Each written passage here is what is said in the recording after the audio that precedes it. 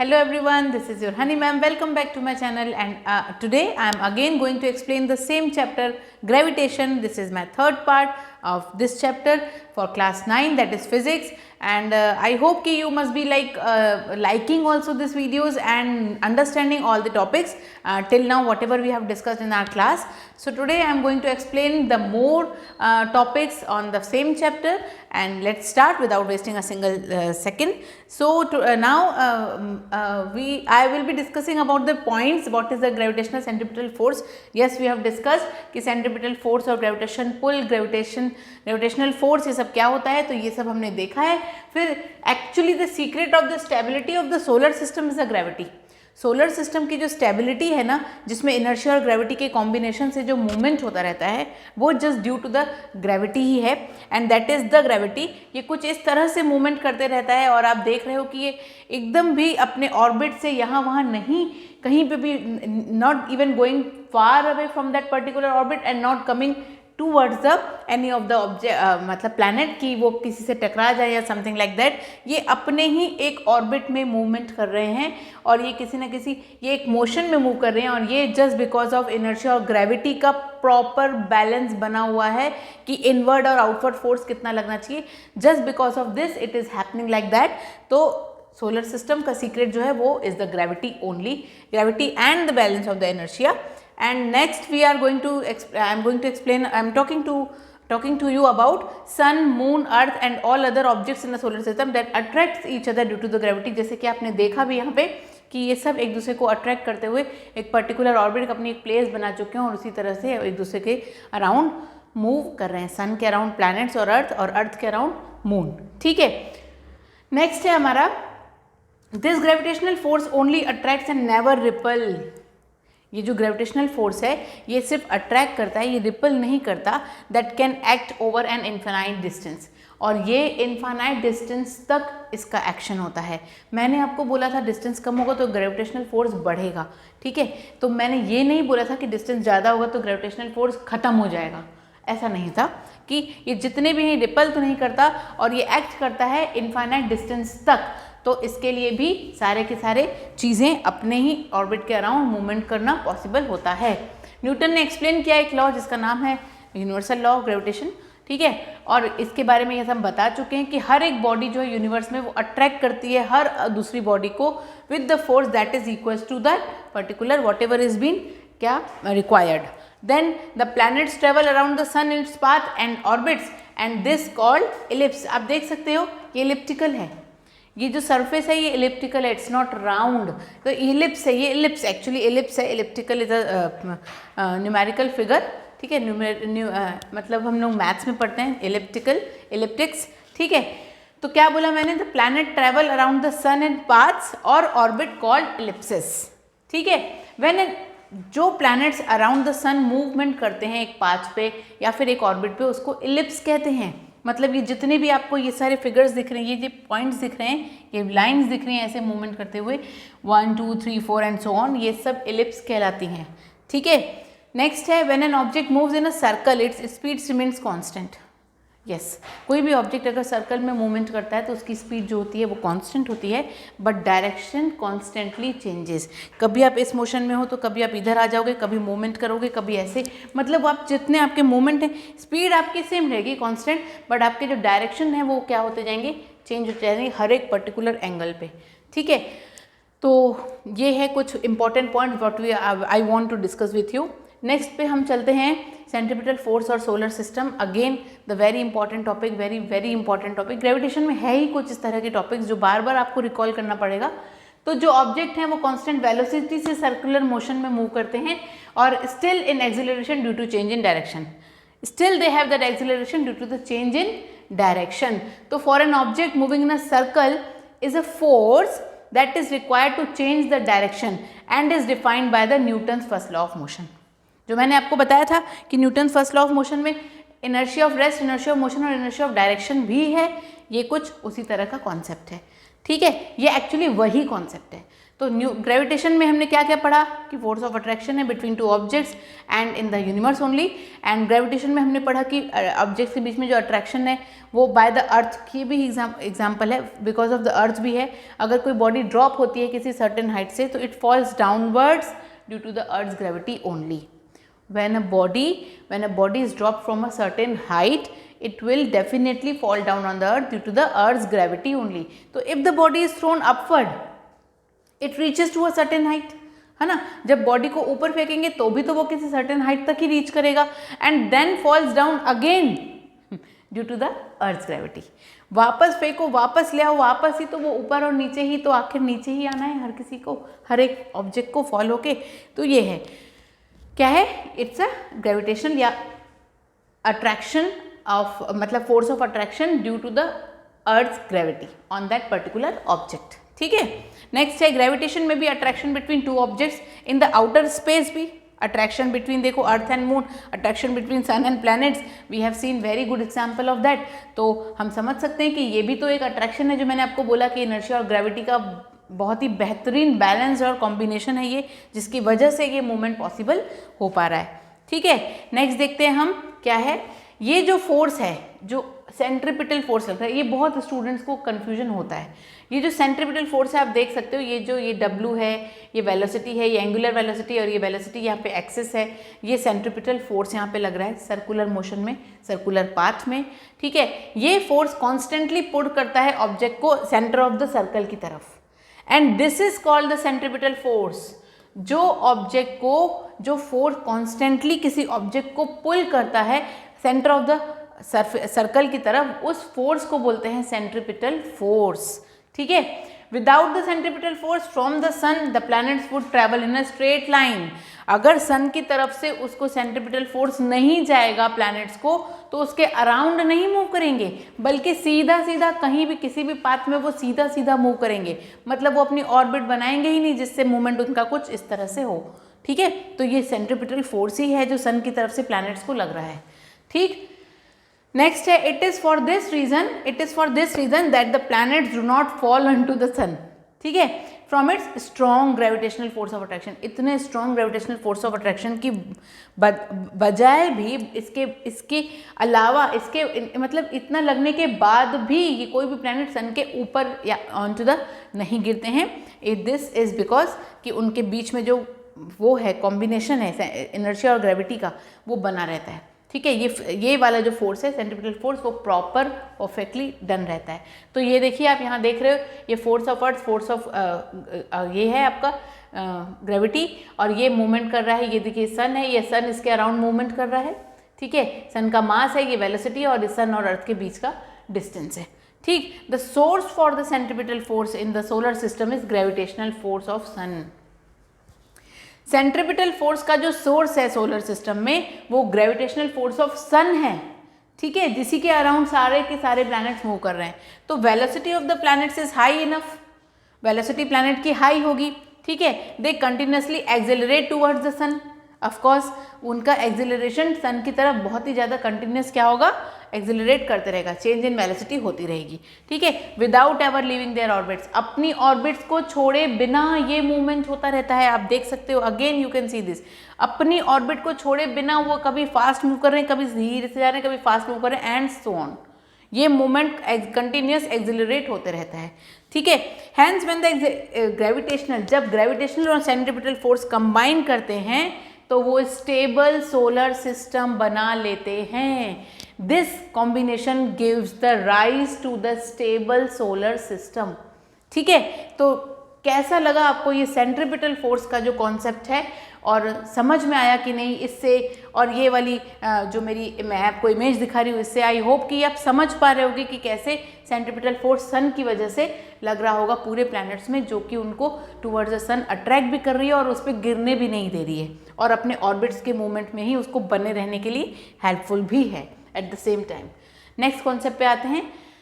तो एक एक्सप्लोर किया हमने एक आइडिया, इसको मैथमेटिकली अगर हम देखेंगे तो जब the source of centripetal force is the gravity force. ठीक है, सेंट्रीपिटल फोर्स का सोर्स सन है, सन की ग्रेविटी का फोर्स है, it is referred as a gravitational centripetal force.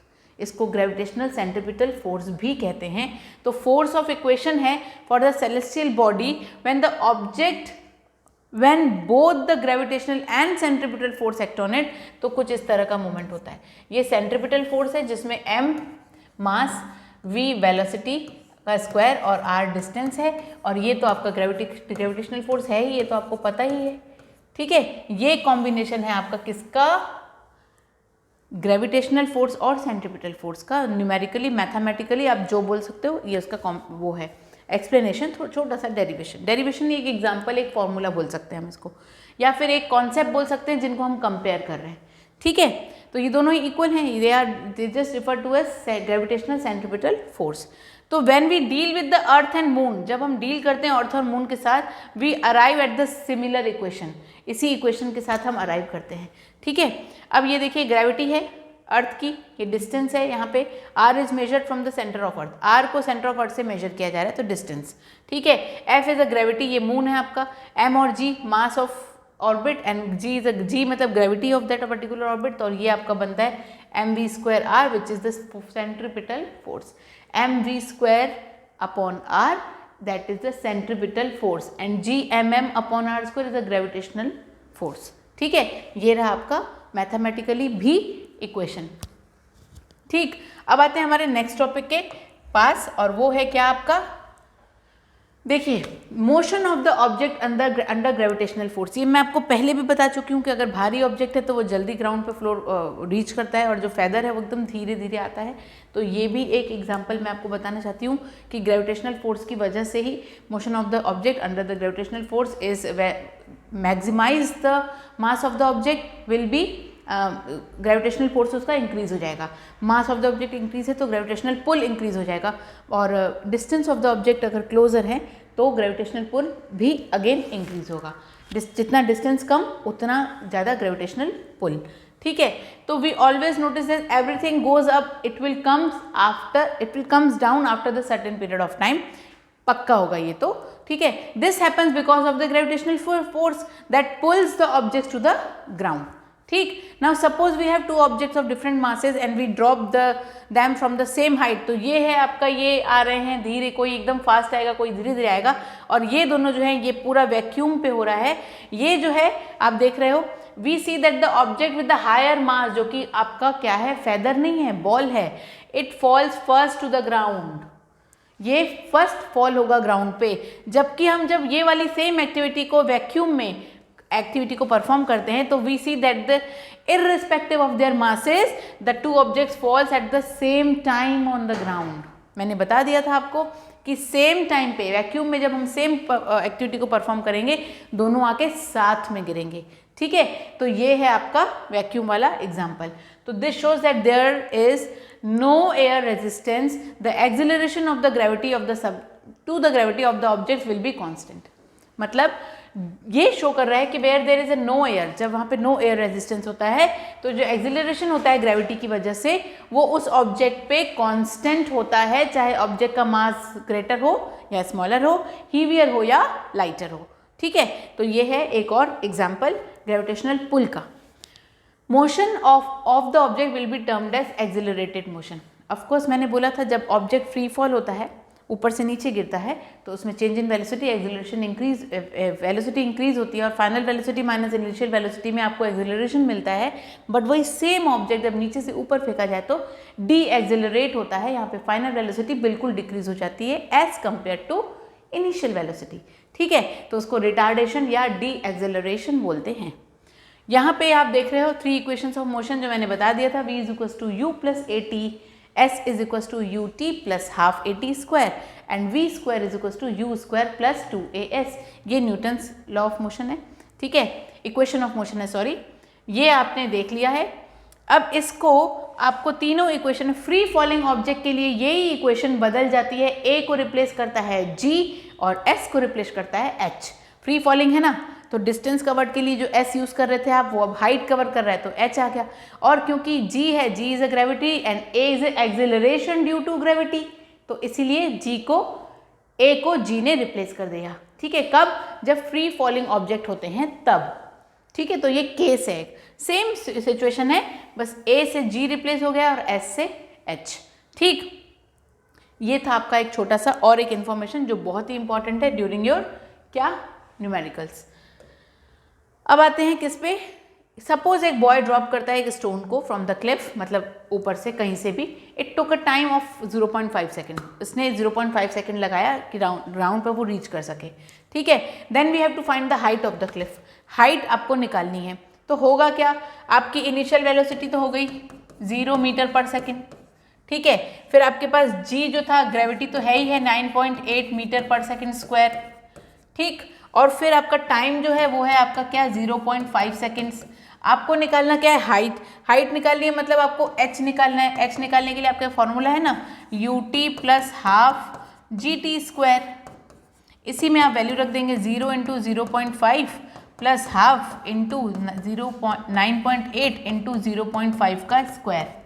ठीक है, ये तो पूरा हो गया 0, तो 0 हो गया यहाँ पे, 0 प्लस ये दोनों को कैंसिल किया 4.9 हो गया।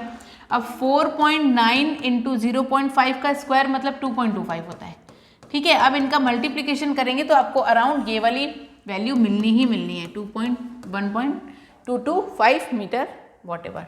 ठीक है, 22 भी आप लिख सकते हैं, डेसिमल के बाद दो वैल्यूज या फिर एक वैल्यू भी आप ले सकते हैं। ठीक है, तो ये था आपका एक एग्जाम्पल। ये निगेटिव होगी तब इवेंचुअली जब ये अगर ये निगेटिव होता तो क्या होता, 10 negative sign will eventually get what cancelled and get the same height of the cliff. अब ये ऊपर भी जाएगा तो ऑफ कोर्स माइनस में आएगा आंसर, लेकिन आपकी हाइट तो सेम ही रहेगी ना, है ना। अगर नीचे से ऊपर आप ऊपर फेंकेंगे किसको, स्टोन को, तो भी हाइट वही रहेगी, ऊपर से नीचे फेंकेंगे तो भी हाइट वही रहेगी। तो एक छोटा सा एग्जाम्पल और न्यूमेरिकल सॉल्व करके दिखाए कि कैसे होता है। मैंने बोला था ऊपर से जब नीचे आती है तो उसकी वेलोसिटी इंक्रीज होती है नीचे एकदम, लेकिन ऊपर टॉप पे तो वो 0 पे रहता है ना, रेस्ट पे रहती है वैल्यू ऑब्जेक्ट। ठीक है, तो इन सब से हमको क्या पता चल रहा है कि जो भी स्टोन है वो फॉल हुआ था किस पे, डाउनवर्ड डायरेक्शन में, और g also acts as a downward direction. लेकिन if you assume that g is a negative in a downward direction then the height of the cliff will always be negative, but we are here to ignore the value of the height in a negative form, मतलब negative sign है उसको हटा दीजिए और height तो positive ही आपको show करनी है। ठीक है, तो ये एक छोटा सा एग्जाम्पल विद दैट पर्टिकुलर, छोटा सा numerical with that particular example. अब आते हैं नेक्स्ट पॉइंट पे। ये आप देख रहे हो एक बॉय है जो थ्रो कर रहा है बॉल अपवर्ड डायरेक्शन में। ठीक है, इनिशियल वेलोसिटी के साथ। ओके, फिर बॉल जो है रीच करता है किसी हाइट तक जिसकी हाइट है 10 meter. Then we have to find the initial velocity of the ball. आपको initial velocity of the ball find करनी है। इनिशियल वेलोसिटी हमेशा अगर नीचे है तो भी 0 है, अगर ऊपर है तो भी 0 है।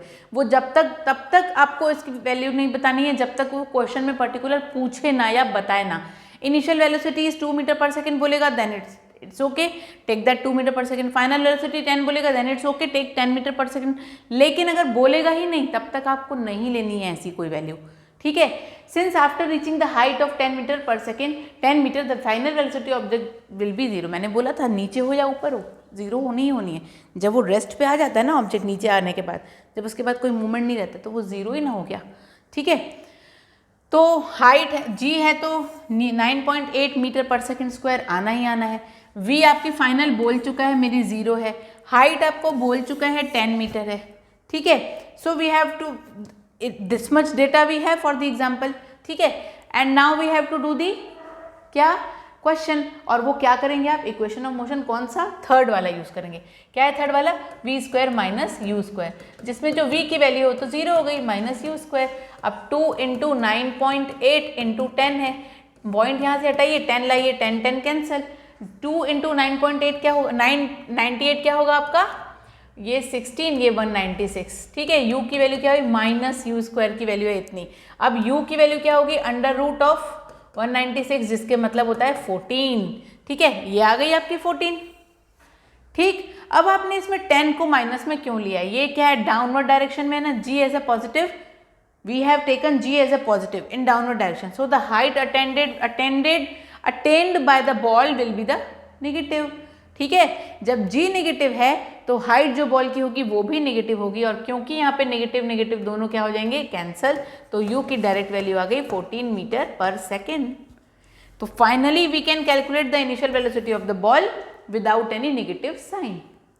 Got it. जब g नेगेटिव है तो हाइट जो कि बॉल ने अटेंड की होगी, जो कि बॉल ने रिकवर की होगी टू रीच द ग्राउंड और to reach the top will be negative. ठीक है, understood? I hope it is clear. तो ये था क्या, वो सारा टॉपिक जो gravitation, pull, push, force, centripetal force और इन सबसे रिलेटेड हमने equation of laws of equation से भी हमने बहुत कुछ किया। तो बहुत कुछ करने के बाद हमने एग्जाम्पल्स भी लिए, न्यूमेरिकल्स भी लिए, एक्सप्लेनेशन भी दिया, सब कुछ किया और होप करती हूँ कि ये सब कुछ आपको समझ में आ गया होगा। और नहीं समझ में आया तो आप मुझे मेल करेंगे, मैं उस पर्टिकुलर टॉपिक को फिर से आपको समझाऊंगी। तो with this I am going to pause my video and wait for my next video with the same chapter gravitation, but the topic will be different. ठीक है, so with this I am going to pause and have a nice day. Thank you, be happy.